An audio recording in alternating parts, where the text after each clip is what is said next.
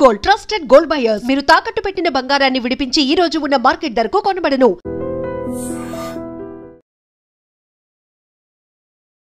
ప్రపంచ పటంలో పాకిస్తాన్. నమస్తే, నేను Kavitha. Welcome to iDream news and నిజాలు. ప్రపంచ పటంలో పాకిస్తాన్ ఉండాలా లేదా నిర్ణయించుకోవాల్సింది ఆ దేశమే. కొంచెం తోక జాడించినా సరే ప్రపంచ పటంలో లేకుండా చేస్తాం. ఆపరేషన్ సింధూర్ 2.0 ఏ క్షణమైనా జరగొచ్చు. ఆర్మీ చీఫ్, నేవీ చీఫ్, దీంతో పాటుగా రక్షణ శాఖ మంత్రి రాజ్నాథ్ సింగ్ చేసినటువంటి వ్యాఖ్యలు ఇవి. యాక్చువల్ గా ఆపరేషన్ సింధూర్ 2.0 ఎప్పుడు జరగబోతోంది, something big is going to happen అనేటువంటి మాట ఎందుకు వినిపిస్తోంది? మనతో పాటుగా ఉన్నారు సీనియర్ జర్నలిస్ట్ సురేష్ కొచ్చాతిల్ గారు. సార్ నమస్తే. పెద్ద చర్చ జరుగుతోంది సార్. ఆపరేషన్ సింధూర్ అయిపోయింది, ఇప్పుడు సింధూర్ 2.0 జరగబోతోంది.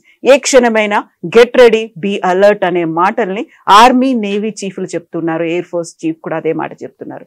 ఎందుకు సార్ ఇంత సడన్ గా ఎందుకని ఆ వాదన వస్తోంది, మాట వినిపిస్తోంది? యాక్చువల్లీ జరుగుతుందని వాళ్ళు చెప్పలేదు.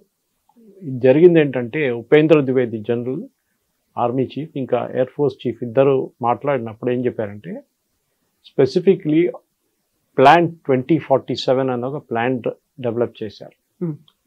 దాంట్లో భాగంగానే ఏం జరగబోతుంది, ఎప్పుడు ఏం జరగబోతుంది అనేది చాలా క్లియర్గా డిఫైన్ చేశారు. ఈ జరిగిన ఆపరేషన్ సింధూర్లు కూడా ఆర్మీ చీఫ్ కానీ ఎయిర్ ఫోర్స్ చీఫ్ ఏం చెప్పారంటే, ఒక ఓపెన్ ఎండెడ్ ఆబ్జెక్టివ్ కాకుండా క్లోజ్డ్ ఎండ్ ఆబ్జెక్టివ్ పెట్టారు. అంటే యుద్ధం ఎప్పుడు మొదలు పెడతాము, యుద్ధం ఏ ఆబ్జెక్టివ్ చేరుకున్నప్పుడు బంద్ చేయాలనేది. ఇప్పుడు రష్యన్ యుక్రెయిన్ వార్ చూస్తున్నాం. రష్యా యుక్రెయిన్ వార్లో ఎండింగ్ లేదు, ఎవరికి తెలియదు ఎప్పుడు ఆగుతుందని. ఈవెన్ ఇజ్రాయెల్ గాజా జరుగుతున్న యుద్ధాలు కూడా టెక్నికల్ యుద్ధం అని చెప్పలేను, ఎందుకంటే ఒక సైడ్ టెర్రరిస్ట్ ఉన్నారు, ఇంకో సైడ్ ఒక ఆర్మీ, రెగ్యులర్ ఇజ్రాయలీ ఆర్మీ. కానీ మన రష్యా యుక్రెయిన్ అట్లా కాదు, ఇద్దరు మ్యాచింగ్ అవుతున్నారు. వాళ్ళ గవర్నమెంట్స్ ఉన్నాయి, రెండు దేశాలు ఉన్నాయి. అక్కడ చూడండి, ఇప్పుడు దాకా దాన్ని ఆపలేకపోయారు, ఎందుకంటే ఎండ్ ఆబ్జెక్టివ్ లేదు. ఏంటి, ఎందుకు మొదలైంది రష్యా యుక్రెయిన్ వార్ అంటే, యుక్రెయిన్ నేటోని తీసుకొచ్చి రష్యా పక్కన పెడదాం అనుకున్నారు. అంటే నేటో ఫోర్సెస్ని, నేటోలు చేరిపోతే మాకు కూడా ప్రొటెక్షన్ ఉంటుందని యుక్రెయిన్ అనుకున్నారు. యుక్రెయిన్ ఎప్పుడు రష్యా నుంచి విడిపోయిందో ఆ టైంలో ఏం జరిగిందంటే, వీళ్ళు చెప్పిన మాట ప్రకారం they should be nothing done అని చెప్పారు. ఆ టైంలో ఏ క్షణమైనా ఏ అటాక్ జరిగినా కానీ ప్రొటెక్షన్ ఉంటుందని చెప్పారన్నమాట. కానీ అది కాదు ఇప్పుడు జరిగింది ఏంటంటే, రష్యా యుక్రెయిన్ వార్లో రష్యన్ టెరిటరీ, యుక్రెయిన్ దగ్గర ఉన్న రష్యన్ స్పీకింగ్ పాపులేషన్ అని చెప్పారన్నమాట. రష్యన్ స్పీకింగ్ పాపులేషన్లోనే ఇదంతా జరిగింది. రష్యన్ స్పీకింగ్ పాపులేషన్ని అక్కడ వెళ్ళి వాళ్ళు ఆక్రమించుకున్నారు. ఎందుకంటే మా వైపు వాళ్ళు ఉన్నారు, వాళ్ళ పాపులేషన్ మనం తీసుకోవాలని చెప్పి చేసిన పని అని. కానీ ఇప్పుడు జరిగింది ఏంటి, ఫైనలీ అక్కడ యుద్ధం ఆగట్లేదు. నేటోని కలిసారా, నేటోలో చేరారా, లేదు యుక్రెయిన్. అదే టైంలో రష్యన్ స్పీకింగ్ పాపులేషన్ ఉన్న టెరిటరీస్, అది కంప్లీట్ బెలారూస్ నుంచి ఇటువైపు కంప్లీట్ రష్యా వైపు ఉన్న టెరిటరీస్ అన్ని రష్యా తీసుకున్నారు. బఫర్ జోన్ లాగా ఓపెన్ ఎండెడ్గా ఉండిపోయింది. రష్యా అంటున్నారు ఇంకా మేము ముందుకెళ్తాము, ఏ రోజు యుక్రెయిన్ వాళ్ళ డిమాండ్ తగ్గించి వాళ్ళు మా నెగోషియేటింగ్ టేబుల్కి వస్తారో మేము మాట్లాడుతూ ఏ టెరిటరీ మా దగ్గర ఉందో మేము ఆ టెరిటరీ మేము ఉంచుకుంటామన్నాం. ప్రెసిడెంట్ ట్రంప్ ట్రై చేశారు, ప్రైమ్ మినిస్టర్ మోదీ గారు మాట్లాడారు, చాలామంది ట్రై చేశారు, కానీ ఆ వార్ ఆగట్లేదు. కానీ మన ఆపరేషన్ సింధూర్ చూడండి, ఒక ఆబ్జెక్టివ్ ఏంటంటే, we will hit that terrorist camps. 21 terrorist camp identify చేస్తారు, 9 కొట్టాం. ఆబ్జెక్టివ్ అయిపోయింది. మేము అనుకున్నాం అయిపోతుంది, ఇంకా ముందుకు వెళ్ళదు అనుకున్నాం. దానికోసం army joint briefing, army and air force బ్రీఫింగ్లో కూడా with the ministry of external affairs చాలా క్లియర్గా చెప్పారు, మా ఆబ్జెక్టివ్స్ అయిపోయింది, మేము ఇంకా ఏం చేయట్లేదు, కానీ మీరు మళ్ళీ మమ్మల్ని వచ్చి కొడితే మేము మళ్ళీ రియాక్ట్ అవుతాం. అది జరిగింది. మళ్ళీ పాకిస్తాన్ మన వైపు వచ్చి ట్రై చేశారు, మనం మళ్ళీ రిటర్న్ కొట్టాము. ఓపెన్ ఎండెడ్ ఉండే, అది కాదు క్లోజ్డ్ ఎండ్ ఉండే. ఆబ్జెక్టివ్ ఏంటి, పాకిస్తాన్ మిలిటరీ ఇన్ఫ్రాస్ట్రక్చర్ని కొట్టాలని నెక్స్ట్ స్టెప్ ఉండే, అది కొట్టారు. ప్రెసిషన్ స్ట్రైక్ అని అనుకున్నారు, precision strike, and it was objective very clear, ఇది కొట్టాల్సింది, ఇది కొట్టేసిన తర్వాత మీరేం చేయకండి. ఇమ్మీడియట్ గా మన కైరానా హిల్స్ కానివ్వండి, జకోబాబాద్ కానీ, వాళ్ళ సర్గోడా ఎయిర్ ఫోర్స్ బేస్ కొట్టినప్పుడు వాళ్ళు ఆటోమేటిక్లీ ఒక సరెండర్ ప్లాన్ మీద వచ్చేసారు. వాళ్ళు వీ వాంట్ సీజ్ ఫైర్ అన్నారు, టికెట్ అని చెప్పాం మనం. డీజీఎంఓ మాట్లాడుకున్నారు. దాని తర్వాత ట్రంప్ వచ్చి నేనే చేశాను చెప్పి, ట్రంప్ అసలు రోల్ లేకుండే, వాళ్ళ మినిస్ట్రీ, వాళ్ళ ట్రంప్ వాళ్ళ టీం మాట్లాడారు, అసీం మునీర్తో కానీ, ఇక్కడ ప్రైమ్ మినిస్టర్ మోదీతో మాట్లాడారు, అక్కడ అలా సివిలియన్ అడ్మినిస్ట్రేషన్తో మాట్లాడలేదు. సో మనది క్లోజ్ ఎండెడ్ కాన్ఫ్లిక్ట్ ఉండేది. అయిపోగానే మనం అనౌన్స్ చేస్తాం, okay we have nothing to do more, మా ఆబ్జెక్టివ్ రియలైజ్ అయిపోయింది, మాకేం కావాలో మేము కొట్టేసాం. ఫ్యూచర్ కాన్ఫ్లిక్ట్స్ ఏమి ఉండబోతుంది, దట్ ఈస్ వెరీ ఇంపార్టెంట్. అక్కడే వస్తుంది ప్లాన్ అంతా. ఇప్పుడు సర్ క్రీక్ కి సంబంధించి వాళ్ళు తీసుకున్నటువంటి ఒక చర్యలు, అక్కడ వైమానిక స్థావరాలను కావచ్చు, లేకుంటే వాళ్ళ రక్షణ స్థావరాలను ఏర్పాటు చేస్తున్నారు, అందువల్లే అలర్ట్ గా ఉండాల్సిన అవసరం ఉంది అనేది ఒక మాట రాజ్నాథ్ సింగ్ చెప్తున్నారు. మీరు కరాచీ పోర్టుకు వెళ్ళాలి అనుకుంటే సర్ క్రీక్ గుండానే వెళ్ళాలి, అది మాత్రం మర్చిపోకండి, మేము అక్కడ ఉన్నాము, కాచుకొని కూర్చున్నాము, ఏ క్షణమైనా మేము అటాక్ చేయొచ్చు మీరు కనుక ప్రొసీడ్ అవుతే. సర్ క్రీక్ అనేది ఒక పాత ఇష్యూ ఉండే, అన్రిజాల్వ్డ్ ఇష్యూ ఒకటి. ఏదో మన అరుణాచల్ వైపు ప్రదేశ్ కానీ, అరుణాచల్ ఉన్నా కానీ, ఇటువైపు జమ్మూ కాశ్మీర్లో ఉన్న అన్రిజాల్వ్డ్ ఇష్యూలో సర్ క్రీక్ కూడా ఒక ఇష్యూ. అది చాలా పాత ఇష్యూ. దాంట్లో నెగోసియేషన్ జరిగింది ఇండియా పాకిస్తాన్కి, థర్డ్ పార్టీ మీడియేషన్ కూడా చేశారు. థర్డ్ పార్టీ మీడియేషన్లో మనం UN బాడీ లాగా ఒక బాడీ దగ్గర వెళ్ళి మాట్లాడినప్పుడు వాళ్ళేమన్నారంటే 70% భారతదేశం పెట్టుకుంటారు, and it's a very marshy area, అక్కడ మీకు 6 నెలలు నీళ్ళు ఉంటుంది, 6 నెలలు నీళ్ళు ఉండవు. So it's very very marshy kind of, అక్కడ మీరు బిల్డింగ్లు ఏం కట్టలేవు, అందులో హ్యాబిటాట్ కూడా ఏముండదు ఎక్కువ. మీరు రాన్ ఆఫ్ కచ్ చూస్తే అటువైపు ఒక వైప్ ఆఫ్ ఏం చెప్తారు జాగ్రఫీ ఉంటుంది, ఇటువైపు ఇంకో టైప్ ఆఫ్ జాగ్రఫీ ఉంటుంది అనమాట. సో దాంట్లో 30% పాకిస్తాన్కి ఇచ్చామన్నారు. పాకిస్తాన్ అని మేము అగ్రీ చేయమన్నారు. మరి కొత్తగా 2-3 పోస్టులు తీసుకొచ్చి పెట్టారు. మనం ఏమన్నా సరే మీరు పోస్టులు పెట్టారు కదా, మీరు ఇంకా ఇక్కడ రండి, మీ వైపు నుంచి ఇక్కడికి వస్తే మేము చూపిస్తాం. రాజ్నాథ్ సింగ్ గారు చెప్పారు, గుర్తుపెట్టుకోండి 71లో అండ్ బిఫోర్ దాట్ ఆల్సో మేము లాహోర్ దాకా వచ్చాము, లాహోర్లో మేము ఉన్నాము, మేము లాహోర్లో ఆ రోజు ఉంచుకోవాలంటే ఉంచుకోలేము, కానీ Indira Gandhi took a decision to pull the army back, and before that Nehru also once did that. అది తప్పు చేశారు వాళ్ళు. మన లాహోర్ ఉంచుకుంటే బాగుంటుండే మన దగ్గర, అది మొత్తం హాఫ్ ఆఫ్ పాకిస్తాన్ మన దగ్గర ఉంటుండే, కానీ అది హిస్టరీ. కానీ ఇప్పుడు ఫ్యూచర్ కాన్ఫ్లిక్ట్స్ ఏం జరగబోతుంది, ఒకటి టెక్నాలజీ ఉంటుంది చాలా మటుకు, ఆత్మనిర్భరత, ఎయిర్ ఫోర్స్కి కావాల్సింది ఎయిర్ క్రాఫ్టా డ్రోన్స్, ఇది చాలా పెద్ద ఒక క్వశ్చన్, ఆర్మీకి కూడా అంతే క్వశ్చన్. ఇంకోటి థియేటరైజేషన్ ఆఫ్ కమాండ్, ఒకటే కమాండ్ కింద అందరు పనిచేస్తారు, ఆర్మీ నేవీ ఎయిర్ ఫోర్స్ ఒకటే కమాండ్ కింద పనిచేస్తారు. ఇది కార్గిల్ వార్ నుంచి స్టార్ట్ అయిన ప్రాబ్లం అనమాట. కార్గిల్ వార్లో ఆర్మీ వాళ్ళు ఎయిర్ ఫోర్స్ సపోర్ట్ అడిగినప్పుడు వాళ్ళు మళ్ళీ తిరిగి వాళ్ళ కమాండ్కి వెళ్ళి వచ్చేదాకా గంట సేపు పట్టింది. నౌ ఇప్పుడు ఫ్యూచర్ కాన్ఫ్లిక్ట్స్ ఏంటంటే ఒకటే కమాండ్ ఉంటుంది, ఒక ఆర్మీ అయినా మొత్తం కంట్రోల్ చేస్తారు, లేకుంటే ఒక ఎయిర్ ఫోర్స్ అయినా అందరినీ కంట్రోల్ చేస్తారు సీనియర్ లెవెల్లో, చాలా సీనియర్ లెవెల్లో. అది ఆల్రెడీ మన అండమాన్స్ స్టార్ట్ చేసేసాం. ట్రై సర్వీస్ కమాండ్ ఒకటి ఆల్రెడీ ఉంది అక్కడ. వి హావ్ స్మాల్ వే, ఇది జనరల్ బిపిన్ రావత్ మొదలుపెట్టిన కాన్సెప్ట్. ఇది ముందు ఒక మన పాత ఆర్మీ చీఫ్ ఒకరు ఉన్నారు, operation blue star, Krishnaswamy Sundarji అని చెప్పి, థింకింగ్ జనరల్ అంటారు ఆయన. అప్పుడు తీసుకొచ్చిన కాన్సెప్ట్ని తర్వాత బిపిన్ రావత్ వచ్చిన తర్వాత he became the serious, and దాని తర్వాత ఆయన he became the overall head of the arm forces. అప్పుడు జరిగిన ఒక మెయిన్ కంబైన్డ్ డిఫెన్స్ సర్వీసెస్ హెడ్గా ఆయన చెప్పారు ఇది ఇంప్లిమెంట్ చేయాలి. కానీ దాంట్లో చాలా ఈగో ప్రాబ్లమ్స్ ఉన్నాయి. ఎయిర్ ఫోర్స్ వాళ్ళు పట్టించుకుంటారు ఆర్మీ వాళ్ళని, ఆర్మీ వాళ్ళు ఎయిర్ ఫోర్స్ వాళ్ళు పట్టించుకుంటారు, నేవీ అని అపాయింట్ చేస్తే వీరిద్దరు పట్టించుకోరు అని చెప్పి. ఎనీవే అది నడుస్తుంది, ఆ ప్లాన్ ఇస్ గోయింగ్ ఆన్. కానీ దానికన్నా ముందు టెక్నాలజీ వైజ్ మనం ఏం చేయబోతున్నాం చాలా పెద్ద క్వశ్చన్. దాంట్లో ఆత్మనిర్భరత ఒకటి ఉంటుంది, ఎందుకంటే ఇండిజనైజేషన్. ఇప్పుడు మన రఫాల్ తీసుకోండి, ఆల్రెడీ మన దగ్గర 3 స్క్వాడ్రన్లు ఉన్నాయి, ఇంకా 3 తెప్పిస్తున్నాం నేవీ కోసం. అది కాకుండా నెక్స్ట్ సెట్ ఆఫ్ 6 లేకుంటే 8 లేకుంటే 11 స్క్వాడ్రన్లు ఆర్డర్ చేయబోతున్నాం. కానీ రఫాల్ దగ్గర ఏం చెప్పారంటే, రఫాల్ కాదు వాళ్ళ పేరెంట్ కంపెనీ దగ్గర ఏం చెప్పారంటే, మీరు మొత్తం భారతదేశంలో తయారు చేయాలి, అట్లీస్ట్ 70% ఇండిజనైజేషన్ ఉండాలని చెప్పారు. డెస్సా అని వాళ్ళ పేరెంట్ కంపెనీ వాళ్ళకి చెప్పారు, వాళ్ళు అగ్రీ చేశారు. సో హైదరాబాద్లో ఇప్పుడు దానిది ఫస్ట్ స్టార్ట్ అయిపోయింది. ఏంటి, షెల్ తయారు చేస్తున్నారు టాటా వాళ్ళు, టాటా రఫాల్. సాఫ్రాన్ అని చెప్పి రఫాల్లో పెట్టి ఇంజిన్, మెయిన్ ఇంజిన్ వాళ్ళ కంపెనీ కూడా హైదరాబాద్లో ఉంది, బెంగళూరులో ఉంది. సో మనం ఏం చేస్తున్నాం అంటే ఈ మొత్తం టెక్నాలజీని వీఆర్ బ్రింగింగ్ ఇట్ హోమ్. మనం ఖర్చు పెడుతున్న డబ్బుల్లో మన దగ్గరే 70% ఉండిపోవాలి, మన కంపెనీలకే బిజినెస్ రావాలి, మన దేశంలో ఉన్న యంగ్స్టర్స్కి ఛాన్స్ రావాలన్న. ఇది టెక్నాలజీ వైపు ఉంటే, నెక్స్ట్ వైపు ఏంటంటే పొలిటికల్ డిసిషన్ మేకింగ్లో చాలా మటుకు మోదీ గారు ఈసారి ఫ్రీ హ్యాండ్ ఇచ్చారు ఆర్మీ నేవీ ఎయిర్ ఫోర్స్కి. మీరు ఆబ్జెక్టివ్ ఇది, మీరు డిసైడ్ చేయండి ఎట్లా చేయాలి, ఏ టైం చేయాలి, ఎప్పుడు చేయాలని మీరు డిసైడ్ చేయాలి. దానికోసం పెహల్గాం జరగాలని చాలా మంది అడిగారు, ఏంటి మోదీ గారు ఏం చేయట్లేదు, 5 రోజులు అయింది, 10 రోజులు అయింది, ఏం చేయట్లేదు అని. అంతా ప్లానింగ్ చేయాల్సి వస్తుంది, ఏదో వెళ్ళి కొట్టడం కాదు. యూనిట్ అబ్సల్యూట్ ఇంటెలిజెన్స్, ఏం జరగబోతుంది, ఎక్కడ ఉంది అని. సో అదే జరిగింది. And what your seen is a result మనం చూసాం ఆపరేషన్ సింధూర్ది. చాలా ప్రిసైజ్గా కొట్టాం మనం అది.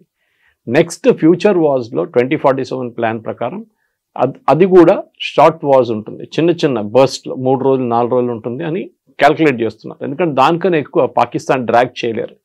పాకిస్తాన్ ఒక యుద్ధం చాలా రోజులు నడిపేయలేరు. మనం బంగ్లాదేశ్ వైపు చూసాం, ఈస్ట్ పాకిస్తాన్లో కాకుండా మనం 65లో చూసాం, 68 చూసాం. So we are seen different. పాకిస్తాన్తో జరిగిన చాలా మటుకు వార్ 71లో కూడా వాళ్ళ దగ్గర స్టేయింగ్ కెపాసిటీ లేదు ఎక్కువ. చిన్న దేశం, చిన్నదంటే ప్రతి బిగ్, బట్ వాళ్ళ దగ్గర స్టేయింగ్ కెపాసిటీ. సరే యూఎస్ నుంచి ఆయుధాలు తీసుకుంటే ఆయుధాలు తీసుకోవచ్చు, బండి కొనొచ్చు, డ్రైవింగ్ చేయాలి కదా ఎవరైనా, అది ప్రాబ్లం అని అయిపోయింది. చైనీస్ దగ్గర నుంచి ఎయిర్క్రాఫ్ట్ తీసుకున్నారు, అది ఇప్పుడు బాగా పనిచేయట్లేదు, దాని ఇంజిన్స్ పోయింది అంటున్నారు. రష్యా దగ్గర నుంచి ఇంజిన్ తీసుకున్నా అని చెప్పి నిన్న ఒక కథ పెట్టారు Jayaram Ramesh, it turned out to be fake. So వాళ్ళ దగ్గర బేసిక్ ప్రాబ్లం ఏంటంటే ఇప్పుడు ఇరాన్ని ట్యాకిల్ చేయడానికి యుఎస్ పాకిస్తాన్ని వాడుకుంటున్నారు. ఇప్పుడు చూడు నిన్న కూడా ఇజ్రాయెల్ మాట్లాడారని చెప్పి షబాజ్ షరీఫ్ క్లెయిమ్ చేస్తున్నారు. ఇదే ఇజ్రాయెల్ని తిట్టిన మనిషి షబాజ్ షరీఫ్. గాజాలు అది నడుస్తుంది, ఇది నడుస్తుంది. ఎందుకంటే ఇజ్రాయెల్కి ఇరాన్ని కొట్టాలి, వాళ్ళ ఏం అది. లాస్ట్ రెజీమ్ ఒకటి ఉండిపోయింది, అదొకటే. Saddam Hussein is not there, Gaddafi is not there, Hafiz al Saeed is not there. ఇక్కడ మన సిరియాలో ఎవరు లేరు, అందరు ఖాళీ చేసేసారు వాళ్ళ దుకాణం. మిగిలిపోయింది ఒకటే ఇరాన్.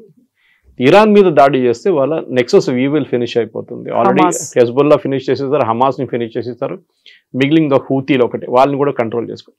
సో భారతదేశం వైపు నుంచి మన స్ట్రాటజీ ఏంటంటే టెక్నాలజీ వైజ్ మనం రెడీ ఉండాలి.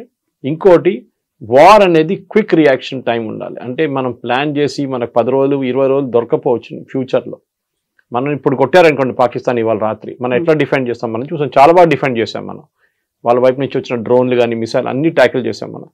నెక్స్ట్ వాళ్ళు అది వాడరు, ది ఆల్రెడీ ఎక్స్పీరియన్స్డ్, వాళ్ళు తెలిసిపోయింది మనం ఎట్లా బ్లాక్ చేస్తున్నాం. అంటే వాళ్ళు కొత్త టెక్నాలజీ వాడతారు. ఇప్పుడు యూఎస్ వాళ్ళకి టెక్నాలజీ ఇస్తున్నారంట, చైనా నుంచి తీసుకుంటున్నారు, కానీ చైనా యూఎస్ ఇద్దరు కలిసి వాడరు టెక్నాలజీ, ఏదో ఒకటే వాడతారు వాళ్ళు.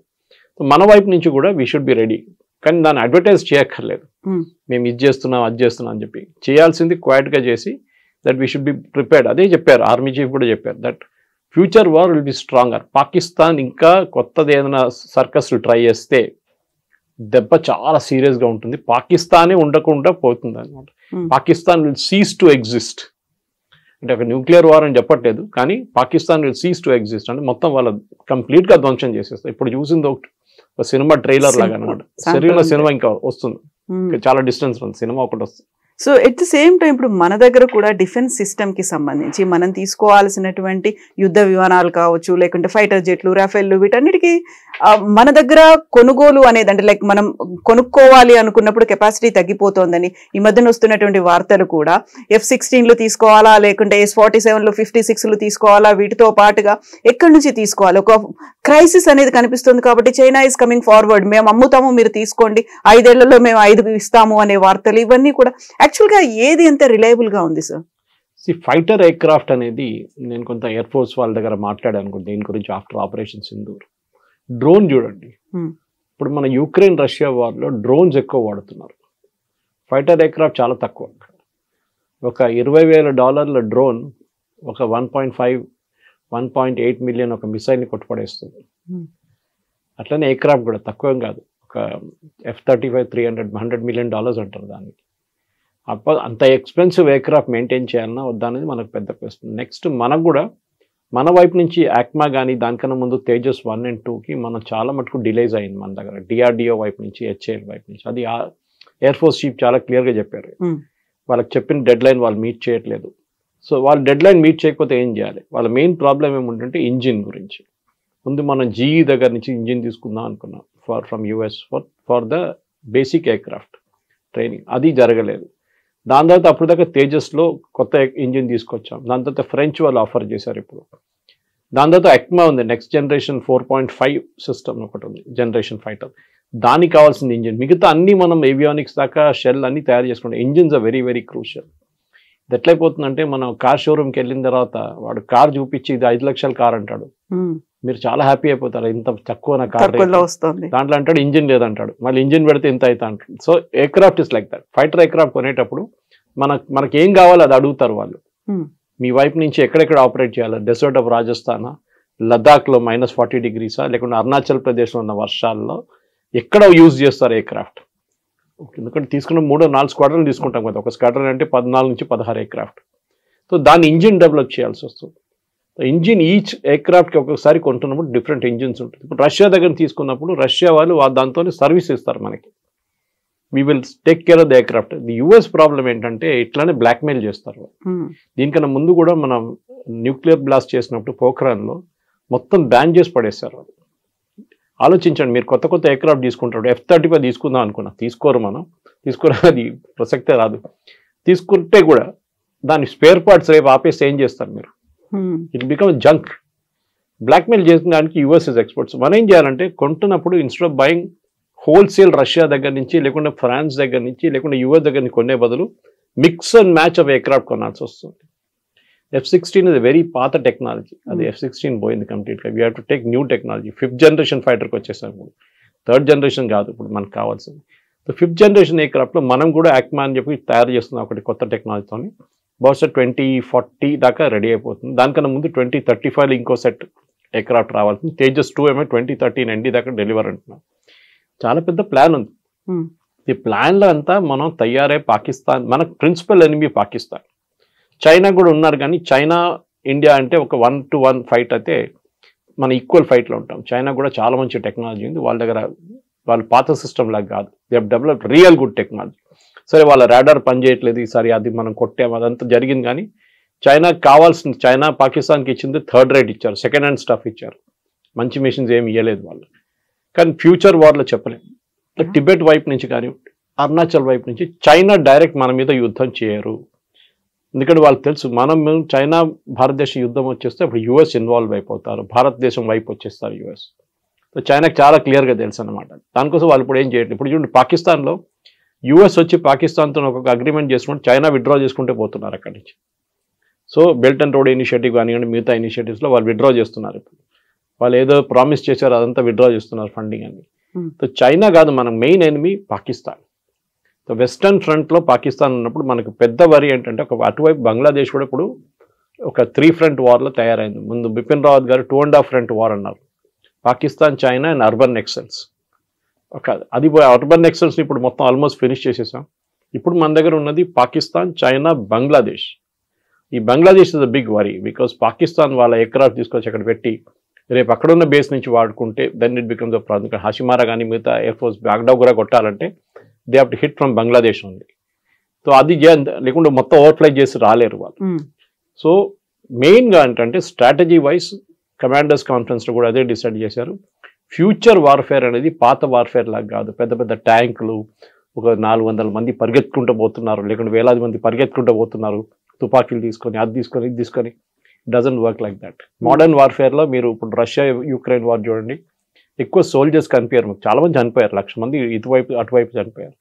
సో దే హ్యావ్ రియలైజ్ అదే అక్కర్లేదు, ఎక్కడో కూర్చొని ఒక డ్రోన్ కొడితే అది అక్కడ వెళ్ళి పడిపోతుంది, దాన్ని డ్యామేజ్ చేయాల్సింది చేసేస్తుంది. And we seen that nuclear command ఎయిర్క్రాఫ్ట్ని కొట్టారు Ukraine.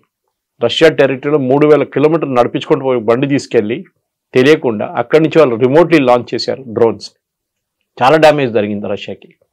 So future of warfare అనేది పాకిస్తాన్తో జరిగితే పాకిస్తాన్ మనం ఎప్పుడు never under estimate your enemy అంటారు. చాణక్య కూడా అదే అన్నారు, నెవర్ అండర్ ఎస్టిమేట్. పాకిస్తాన్లో ఏముండదు అది కాదు, వాళ్ళు ఎక్కడి నుంచో తెచ్చుకుంటారు, ఏదైనా అడుక్కొని తెచ్చుకుంటారు. Turkey is a big problem. మనం టర్కీని ఎప్పుడు మనం సీరియస్గా తీసుకుంటలేము. డ్రోన్ టెక్నాలజీలో Turkey is really good. North Korea వైపు నుంచి మిసైల్స్ తెచ్చుకుంటారు వీళ్ళు. సో మనం ఎప్పుడైనా పాకిస్తాన్తో డీల్ చేస్తున్నప్పుడు మనం వాళ్ళ మీద కంప్లీట్ 100% నిఘా ఉండాల్సింది. మనకి వాళ్ళు ఏం చేయబోతున్నారు, ఎప్పుడు ఏం చేస్తున్నారు అని చాలా క్లారిటీ ఉండాలి. దానికోసం ఈ డాక్టరీని తయారు చేసినప్పుడు 2047 ప్రాజెక్ట్లో we will deal with Pakistan. కానీ మన మీద నెక్స్ట్ టైం ఇట్లాంటి ఏమైనా దాడి చేస్తే దానికి ఫస్ట్ పెహల్గాం జరగాలి కదా. పెహల్గాం జరుగుతుంటే మనం చెప్పాం ఆపరేషన్ సింధూర్ పాస్ట్లో ఉంది, ఆపలేదు. So we can pass button మళ్ళీ ప్రెస్ చేస్తే మళ్ళీ పాట మొదలవుతుంది. So that is what Pakistan చాలా క్లియర్గా తెలుసు అనమాట. టెర్రరిస్ట్ అటాక్ నడుస్తుంటుంది జమ్మూ కాశ్మీర్లో, అది it's part and parcel of life. కానీ మన సివిలియన్స్ మీద మీరు దాడి చేస్తే then operation Sindoor 2.0 will start. మనం ఈ చెప్పిన దాని ప్రకారం షార్ట్ అండ్ స్వీట్ వార్ ఉంటుంది. అది ఒకటే దాంట్లో కొట్టేసి 2 రోజుల తర్వాత చేతులన్నీ దులిపేసి మనం వచ్చేస్తాం, అయిపోతుంది, కథం అయిపోయింది.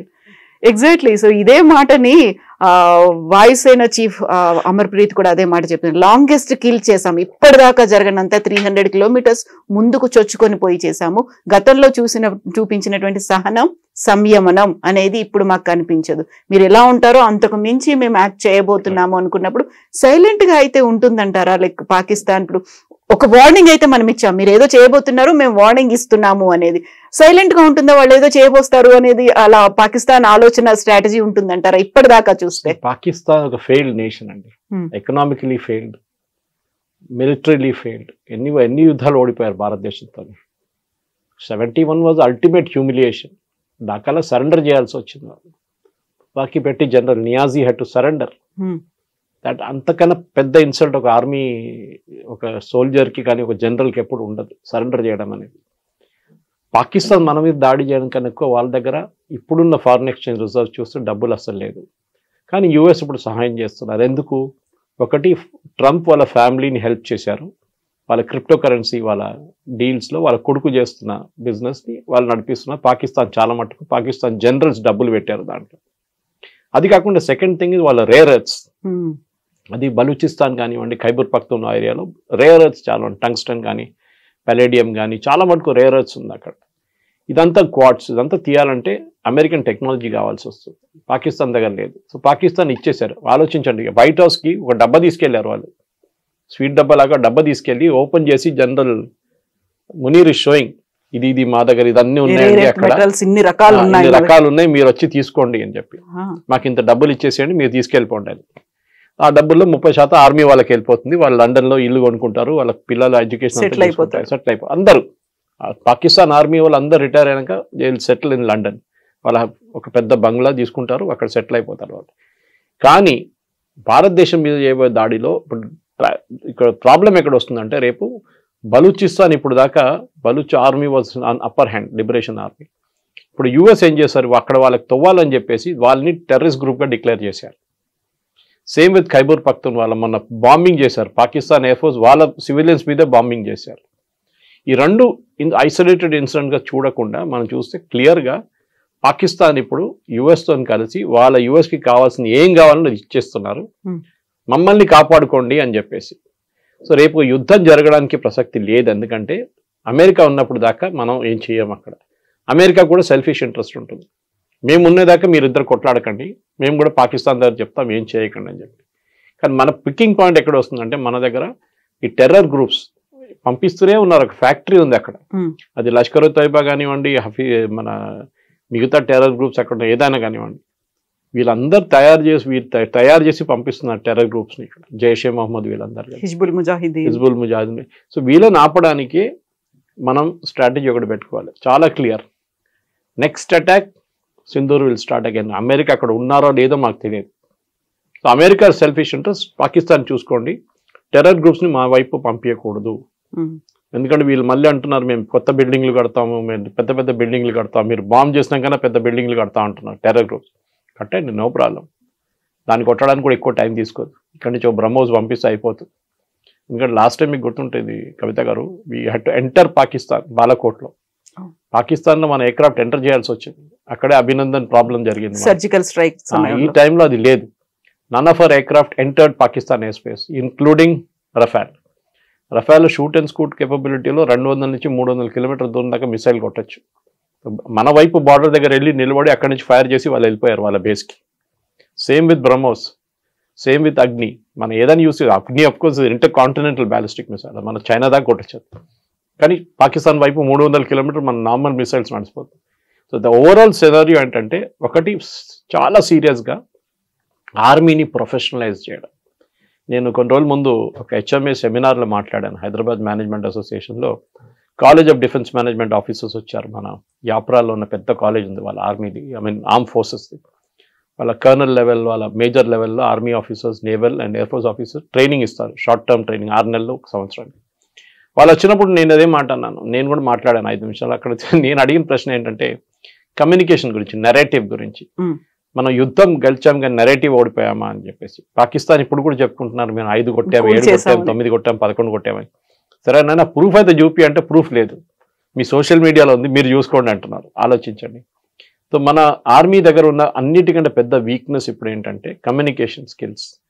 అది మనం పాకిస్తాన్ చూడండి, ఒక రోజులో వాళ్ళు 3 ప్రెస్ కాన్ఫరెన్స్ 4 ప్రెస్ కాన్ఫరెన్స్ చేశారు DGISPR, మనం ఒకటే చేసాం.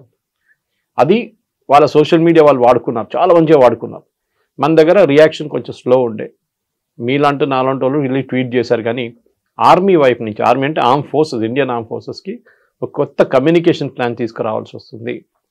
ఎందుకంటే ఇప్పుడు నడుస్తున్న వార్ అంతా disinformation campaign. Exactly. Ukraine Russia war చూస్తే, యూరోపియన్ న్యూస్ పేపర్స్ చూస్తే యుక్రెయిన్ గెలిచేసింది, రష్యా అయిపోయింది. ఇప్పుడు రష్యా వైపు నుంచి చూస్తే రష్యా అంటున్నారు యుక్రెయిన్ ఎక్కడ, యుక్రెయిన్ లేనే లేదు గేమ్లు అంటున్నారు. సో ఈ డిస్ఇన్ఫర్మేషన్ వార్లో మనం అక్కడ కొత్త డాక్టరీని తయారు చేయాల్సి వస్తుంది. బికాజ్ అక్కడే మనం ఓడిపోతున్నాం ఈ డిస్ఇన్ఫర్మేషన్ వార్లో. మనం పాకిస్తాన్ వైపు కొట్టాం. ఇప్పుడు లాస్ట్లో మీరు చెప్పినట్లు ఎయిర్ ఫోర్స్ చీఫ్ చెప్పారు మొన్న అమర్జిత్ సింగ్, మేము ఇన్ని ఎకరాం కొట్టాం, మేము ఇన్ని లొకేషన్, మనకు తెలుసు, శాటిలైట్ పిక్చర్స్తో సహా మనం చూపించాం. కానీ వాళ్ళ వైపు నుంచి ఉన్న సోషల్ మీడియా కానీ, వాళ్ళ వైపు నుంచి ఉన్న ట్రోల్స్ కానీ మన మీద పడ్డారు వచ్చి, మనం దాన్ని కౌంటర్ చేయలేకపోయాం. లాస్ట్ డే సీనియర్ ఆఫీసర్స్ని తీసుకొచ్చారు, అప్పుడు కొంచెం మారింది అనుకోండి. కానీ అప్పుడు కూడా ఒక యుద్ధం నడుస్తున్నప్పుడు 24 గంటల్లో చాలా జరగవచ్చు, ఏదైనా జరగవచ్చు.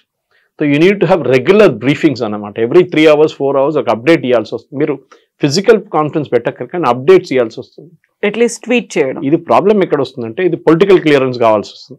మోదీ గారు దగ్గర నుంచి వెళ్ళి అడగడం కాదు, ట్వీట్ చేయడానికి కూడా army has to take a command and control structure ఉంటుంది వాళ్ళ దగ్గర. ఆ పైనుంచి కింద దాకా ఇన్ఫర్మేషన్ వచ్చేదాకా మీకు 3 hours 4 hours పడుతుంది. దాంట్లో అప్పుడు దాకా సిచ్యువేషన్ మారిపోతుంది మళ్ళీ. సో ఈ డాక్టరీన్తో సహా బహుశా ఆర్మీ వాళ్ళు, air force and navy would have planned out. కొత్త వార్ వస్తే ఇన్ఫర్మేషన్ వారే యుక్రెయిన్ రష్యా వార్లో అదే నడుస్తుంది.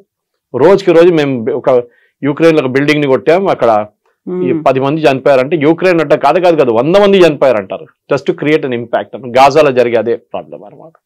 So we have to plan not just missiles but also information campaign kuda anamata. Yes sir, thank you so much sir, thank you. And for more videos, please subscribe to iDream. Please subscribe to iDream. Please subscribe iDream. And please subscribe to iDream. For more videos, subscribe to iDream. please like, share and subscribe to the channel. Congratulations, iDream. Subscribe to iDream. Subscribe to iDream. So subscribe to iDream Media. iDream ki iDream team andarki huge congratulations. Please subscribe iDream Media. Please subscribe to iDream. Subscribe iDream. Please subscribe to iDream. iDream అంటే నా కళల channel subscribe చేసుకున్న నోరు తిరుగుతలేదు, మీరైతే గంట గుర్తు కొట్టండి. For more such videos, please subscribe to iDream. Subscribe to iDream. Please subscribe to iDream. Please subscribe iDream Media. Please do subscribe to iDream. Please subscribe to iDream Media. For best entertainment and information, please subscribe iDream. And don't forget to subscribe to iDream.